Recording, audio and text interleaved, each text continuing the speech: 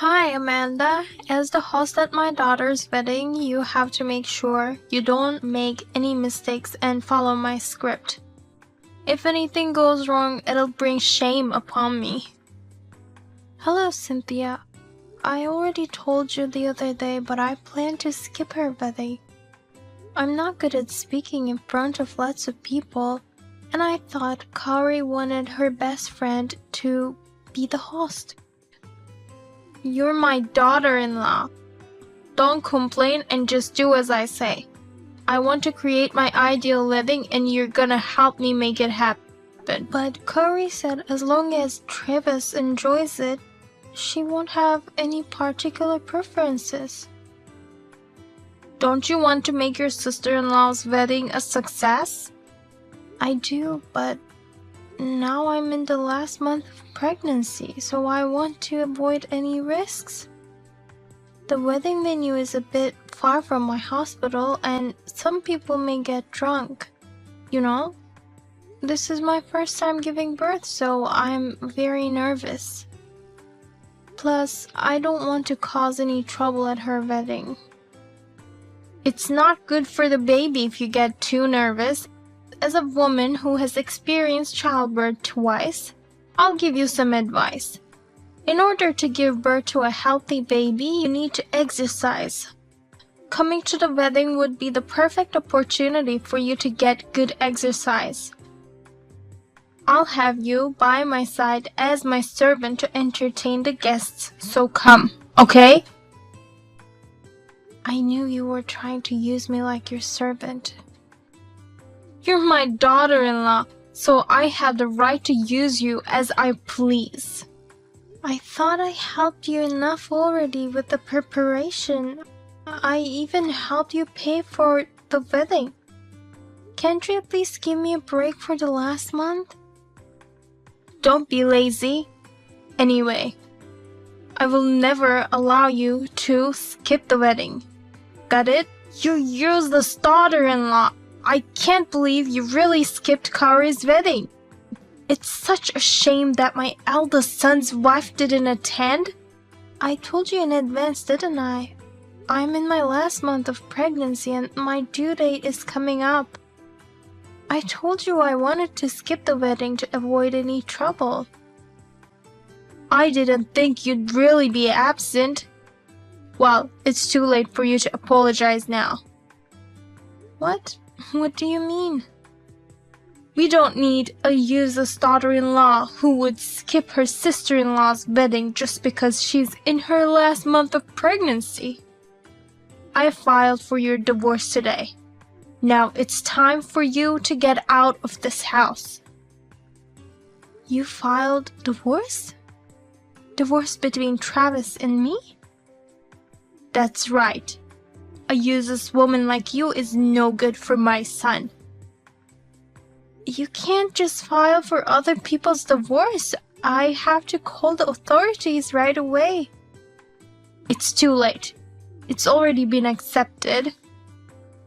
I just did some research and it seems that divorce papers submitted without consent can be invalidated. Too bad. But this is all because of you skipping Kari's wedding. Without you, I had no one to do my biddings, and the wedding became nowhere near my ideal wedding. So I think you should just shut up and accept the divorce. Aren't you worried about the baby in my belly? Don't you hope for the best for her? Nothing bad will happen. I think you've seen too many dramas. Anyway, until you reflect on your actions enough, I won't let you in my house. Now, pack up your stuff and get out of this house. We're going to the after party, so you should be out by the time we get back. Amanda, how are you feeling? I'm heading home now, so let me know if you need anything.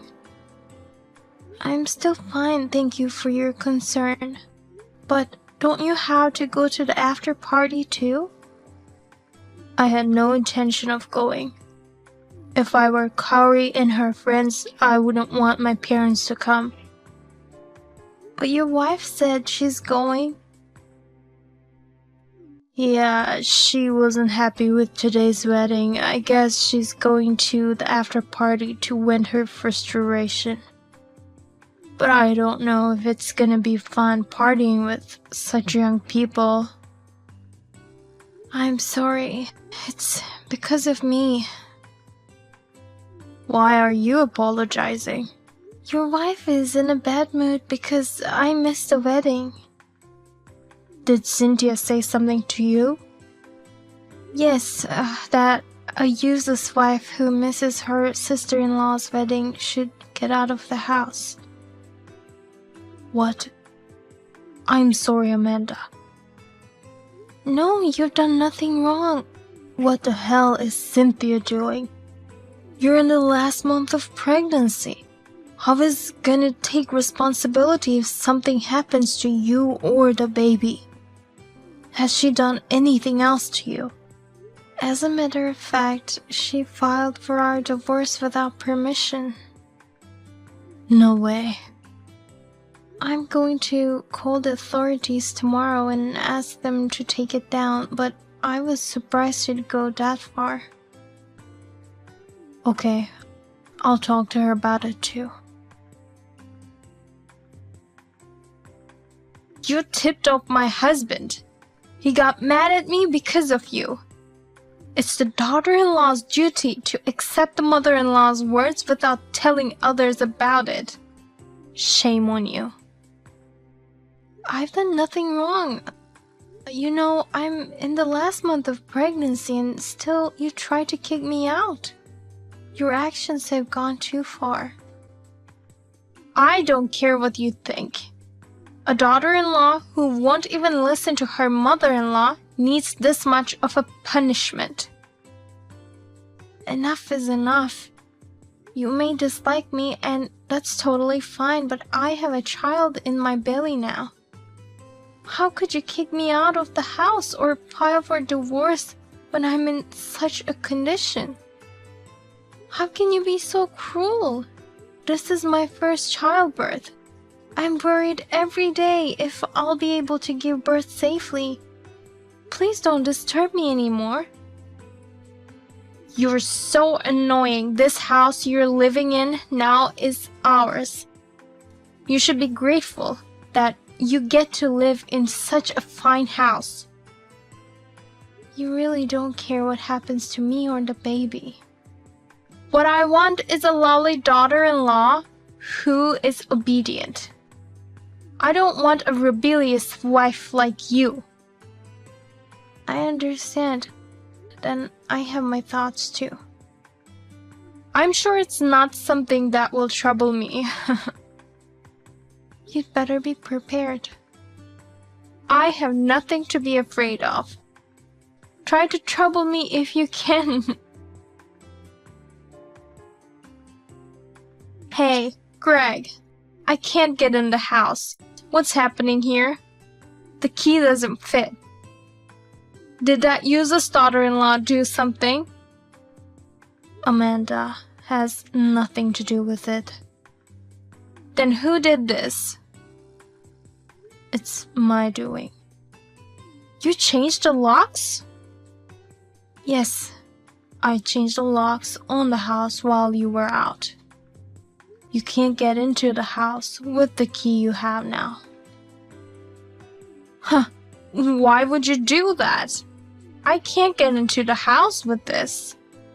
I'd understand if you're trying to get rid of that useless woman, but why would you lock me out of our house? You told Amanda to get out of this house. So what? Amanda will never leave the house. We're the ones who have to leave. What do you mean? We built that house. So why are you saying that as if it belongs to Amanda? In fact, it's Amanda's house. Why? Explain it to me so I can understand. This house was built with a loan made by us. But you designed it unnecessarily gorgeous to show off. The extravagant exterior, a huge yard with extra space, and even the interior is elaborate. In the end, we had to take on a lot of debt to pay the mortgage on the house, right? Yes, but you said you already paid that off. Were you not listening to me? It's not us who paid off the debt. It was Amanda's father who took care of it. What? Amanda's father made a proposal to pay off the rest of the debt, saying he was grateful that his daughter could live in such a nice house in an ideal location. Amanda seemed to have told him how much she liked our house.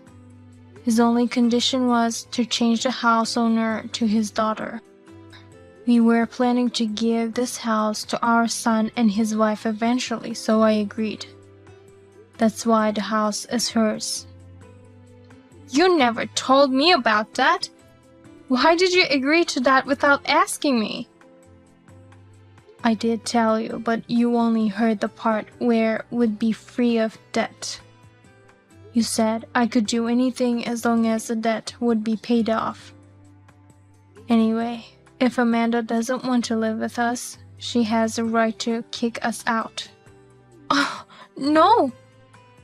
Not only will she not attend the wedding, but she's kicking her family out? I can't believe this. Greg, let's sue that woman. No, she gave me permission to live there, so there's no need for me to sue her. What? Amanda said Travis and I can continue to live there. She could have kicked us all out right away, but she was kind enough to let us stay. So I'm the only one who got kicked out? You have no right to be angry at her. You know what you've done to her, right? That woman. She messed with my family. I'll pay for you to stay in a hotel for a few days. So, in the meantime, think about what you should do. You could apologize to Amanda and ask for her forgiveness if you want to live here. Or you can just live on your own. I'll never apologize. Could you talk to Amanda and ask her to forgive me? If you ask her, I'm sure she will forgive me. I told you, didn't I? If you want to come back to this house again, apologize to Amanda. Well, it's up to her whether she forgives you or not. You're just taking her side because she's young. Did she seduce you to gain more allies? No wonder you're so nice to that woman. Stop saying such rude things. I just don't approve of your behavior, that's all. Don't blame Amanda for everything. If it wasn't her fault, whose fault is it? Don't you get it? You brought this whole thing on yourself, didn't you? I'm fed up with your pretentiousness. At Kari's wedding, you ignored the bride's wishes and forced your own ideals on her. As a result, the wedding cost became too much for us to afford, and you had Amanda to support you. It's the same with the house. I told you we should build a house that suits our needs, nothing more. But you went and talked to the builders on your own, and the budget increased. The result is that debt. If it wasn't for Amanda and her father, we'd still be struggling to pay our debts. But the debt is already paid, so it's all good, right? It's not that simple. I have a problem with your way of thinking. Even this time at the wedding, you just tried to make your pregnant daughter-in-law work to make yourself look good. She's carrying our grandchildren. How could you do such an inhumane thing? You can still work even if you're pregnant. You're too paranoid. I guess there's nothing I can say to change your thoughts. But I'll tell you this much. It's not Amanda and our son who should file for divorce. It's us. You're kidding. I'm tired of dealing with you. You won't listen to me at all. Besides, I don't want a wife who commits crimes. Crime? What are you talking about? I assume you didn't know, but filing divorce papers for others without their permission is a crime of forgery. Amanda decided to file a police report against you. I'm her family, and yet how can she do that? Doesn't she have a human heart? Besides, if you get divorced, she'll cut ties with you and you won't be her family anymore. So no problem about that. Well, then I'll call you when I have the divorce papers ready. In the meantime, you just sit tight and stay at that hotel. I didn't commit any crime. Listen, Greg. Hey! This is all your fault. If you only hadn't missed the wedding, none of this would have happened. Then I wouldn't have been dumped by Greg. I told you I have my way of doing things. You should have cared more about others than your pride. You're overreacting about being in the last month of pregnancy. There's no problem just walking around the wedding venue. Stop imposing your values on me. It's not like you don't know how my own mother died. What was it that happened to your mother? You forgot? I'll remind you then. It happened when she was pregnant with my sister. She died in the last month of her pregnancy due to premature separation of the normally planted placenta. Her mother-in-law was always bullying her. I don't know if it was stress or overwork that caused it, but in the end, neither my sister nor my mother survived. Seeing my mother pass away like that, I was terrified of this last month of pregnancy. That's why I wanted to take it easy and rest. And yet, in order for you to look good with minimal effort, you try to put me and my baby at risk. You don't even feel ashamed of your stupid actions. I don't want to live with such a person any longer. If you had such a reason, you should have told me. You just tried to skip the wedding without any explanation, so that's why I was troubled. I did tell you that I wanted to skip the wedding in order to avoid risks, but you wouldn't take things seriously. Well, now I understand what kind of person you are. You only care about yourself. Stop saying rude things to me. Don't be puffed up just because you have Greg on your side. You're just a normal girl with a wealthy father, that's all. I wonder who it was that you asked for financial aid for Kaori's wedding. You? Oh, by the way, if you get a divorce, I'll cut ties with you, and we will no longer be family. Then I will charge you for all the money I've sent you in the past. What?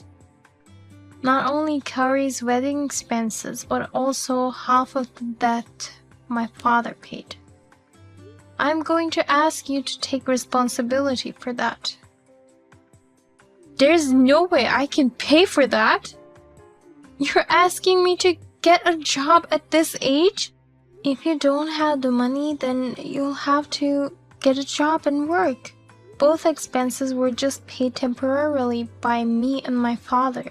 But you signed a contract saying you'd have to pay it back if you didn't meet the conditions.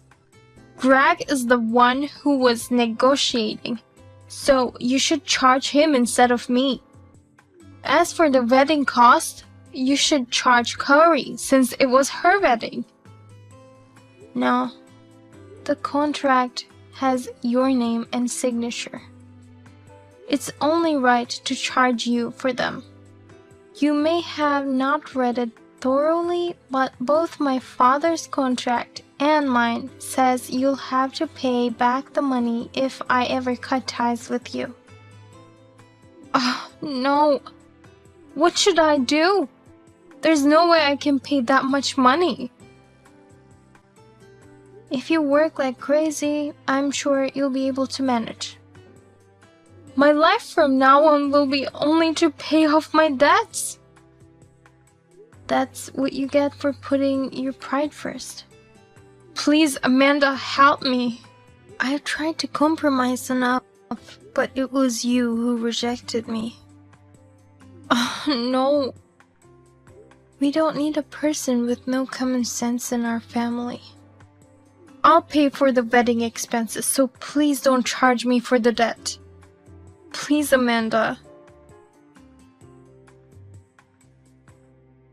I got text from your wife a while ago. I told her what we were planning to do.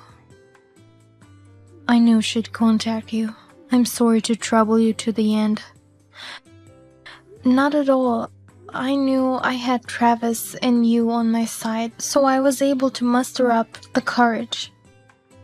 I even feel a little better now that I've had a chance to vent all my anger. And actually, I reflected a bit on my own actions. There's nothing for you to reflect on, is there, Amanda? I just thought maybe I was being a little too cautious. I mean, it's my first baby, and I have some trauma with my mother's death. But I have to be more confident about giving birth, or else my baby will be worried, thinking I'm an unreliable mother. I think you will be a good mother. You've been putting so much thought into your child even before the baby is born. Thank you, Greg. I'm sure you'll be a great grandpa for the baby too. After my in-laws divorced, she asked me for an out-of-court settlement. I decided to accept the settlement on the advice of my lawyer, but her debts increased even more, and yet I hear she's still unemployed. She was recently seen hanging around a consumer loan office, so I hope she just decides to get a job instead of drowning into further debts. As for myself, my delivery went off with no problems. When the contractions came, I thought of my mother and became anxious. But the moment I saw the baby's face, everything blew away. I feel like I finally overcame years of trauma. Recently, my husband and I have been discussing when to have our second child.